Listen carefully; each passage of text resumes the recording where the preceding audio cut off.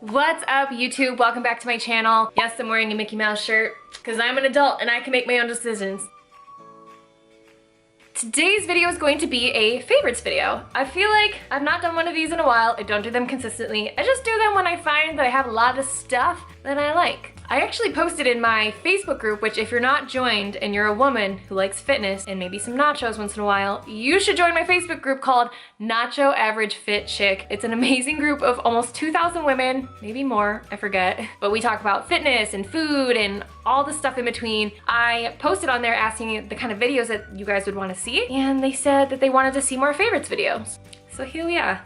I have food favorites, supplement favorites, beauty favorites, lots of fashion and clothing favorites for some reason, and a few other favorites. So without further ado, let's hop right in. First, let's start with some food supplement stuff. There's literally one food item and one supplement, so let's start there. This is my new favorite protein. If you guys have been following me for any length of time probably, then you know that my favorite protein powder has been GNC's Whey. That's been my favorite forever. I've tried a million other types of proteins. I've tried everything, it feels like, and that's the only one that I've ever been able to stomach that like doesn't make me feel nauseous, and it actually tastes good, and it doesn't have a weird consistency. It's pretty much been the only one I like anymore. However, it seems that GNC is getting a little big for their britches because they've always been kind of expensive. Like a giant tub was be like $50 or $60, which like, that's kind of a lot. But since I liked it so much and I only used it like 3 or 4 times a week, I always paid that. However, I think they like reformulated or rebranded or something, because when I went on the website to reorder, all I could find was their protein for like $70. And like at some point I have to say no. I feel like $70 is that point. So I started looking for other types of protein that maybe are not so expensive. So I decided to try the MyProtein whey protein. Now, they sent me a tub of vanilla protein a while ago, and I didn't love it. I just don't like vanilla protein powders. I don't know, they taste weird to me. But chocolate I typically like. So I tried this. This was so cheap. I don't even want to put a price on it because they have sales running non-stop. Like pretty much any day of the week, MyProtein is having a 30, 40, 50% off sale. I know I paid like maybe $17 to $19 for this giant thing, which is 40 scoops of protein, which is amazing. That's so cheap. The nutrition facts is 90 calories for a scoop, 0 grams of fat, 1 gram of carb, and 20 grams of protein, which is like perfect. I want a protein powder that's pretty much just protein. This tastes really good. It blends really easily. I don't love it quite as much as I love the GNC flavor, but I'm gonna go with this. So if you've not tried MyProtein and you're, that's weird, and you're looking for like a new protein brand to try that's not gonna break the bank but still tastes pretty good, I recommend this. I got it in the chocolate smooth flavor. Again, I didn't love vanilla because I don't like vanilla protein shakes. They taste too weird to me. But this flavor I really like, so there we go. The next item I have is a food item. It is the Purely Elizabeth Maple Walnut Probiotic Granola. Totally did not buy this for the probiotic part, but I think it's cool that there's probiotics in there. But basically I decided that I wanted to start adding granola to my oatmeal. Literally just woke up one day and decided I wanted to do that. This was the first granola that I purchased to try because for a third of a cup or a 30-gram serving, it's 6 grams of fat, 15 grams of carbs, which is super low, only 5 grams of sugar, and 3 grams of protein. I feel like most of the granolas that I was picking up were like 30 to 50 grams of carbs.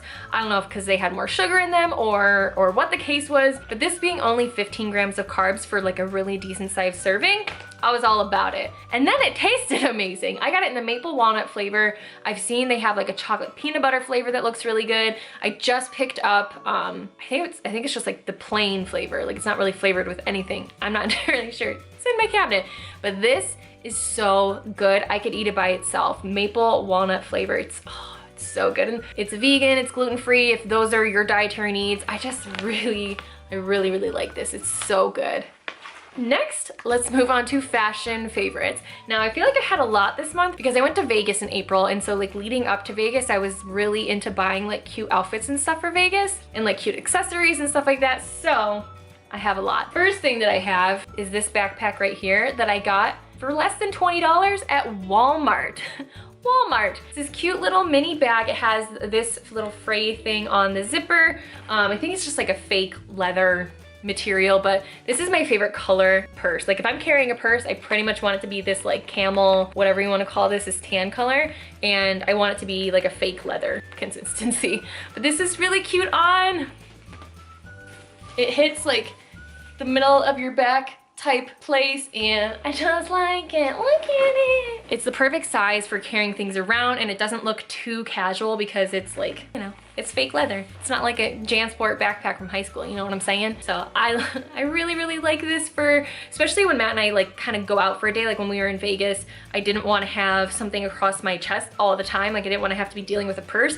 This is nice because you just put it on your back and you forget it, and you just make sure that you don't have anybody standing behind you who could pickpocket you. That's all. Love, love, love that. So the next thing that I love, this company actually sent me these. They sent them to me like 3 or 4 months ago, and they were like, if you want to post about them, then do it. But if not, don't worry about it.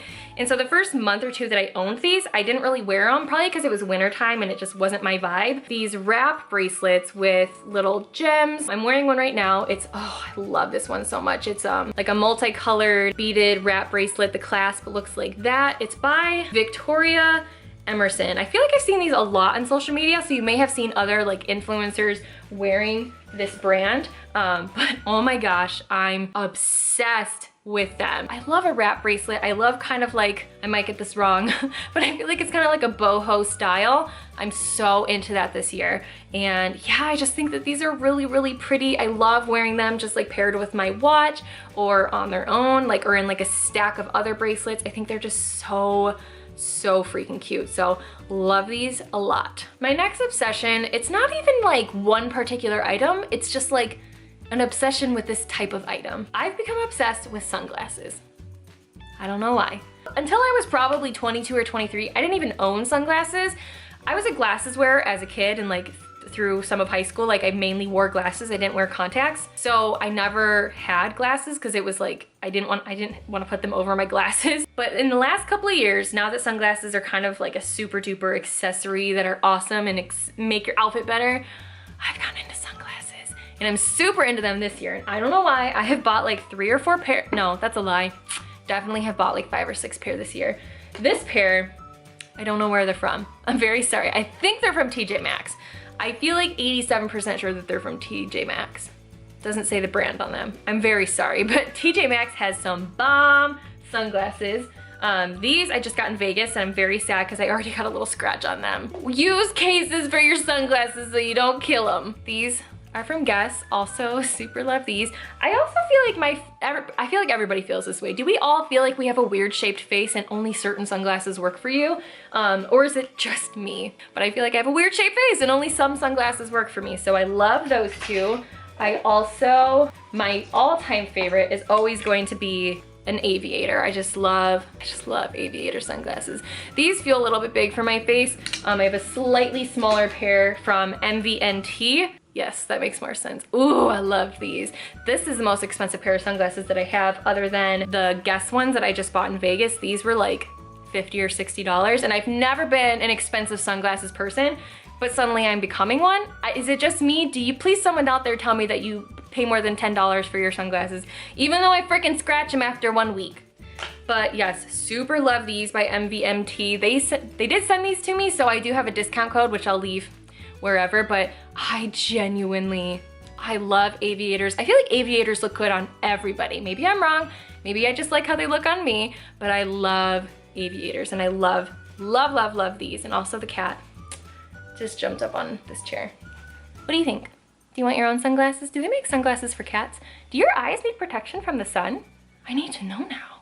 My last clothing favorite, well, I think I technically have something after that, but anyway, my last clothing favorite is these sneakers from Fabletics. Now these are in another video that I either just posted or is coming up soon, but I have never gotten shoes from Fabletics. If you didn't know that Fabletics sells shoes, now you know. I think they just started selling them in the last like 6 months, and I've recently fallen super duper in love with Fabletics. Like I'm loving their stuff lately. And so I bought these a few months ago. I was just looking for a new pair of shoes, and I was like, why not? They're super cute. They remind me kind of like the style that everybody's into, like kind of Adidas type style. I don't know if Adidas invented this, but I love these. These are so comfortable. They have some kind of like memory foam insole of some sort that's amazing. I don't know how I'm ever gonna wear a shoe ever again that doesn't have a memory foam insole. They're so flexible and comfortable. This part here is just like a thin fabric mesh something or other.